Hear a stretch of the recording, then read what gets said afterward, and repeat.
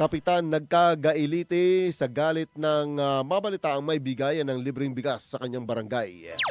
Nagalit ang isang kapitan ng barangay sa Lipa City matapos malaman nito na mayroong bigayan ng bigas sa kanyang barangay.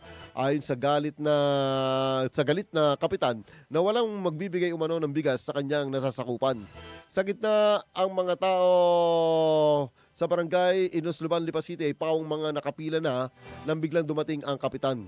Dagdag pa ang salitang na-record ng isang concerned citizen na mga patay gutom kayo, sabay mura nito.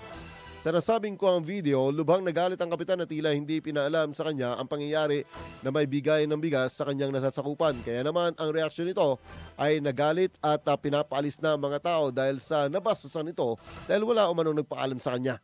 Sa naging reaksyon naman sa social media account ni Congressman Leandro Ligarda Liveste, nagparating ito ng pagkalungkot nang makita umano ang pagharang sa pamamahagi nila ng bigas. Ang nais lamang umano nila ay mabigyan ang lahat ng libreng bigas pero hindi mangyayari kung may pipigil sa barangay. IFM News Lucena.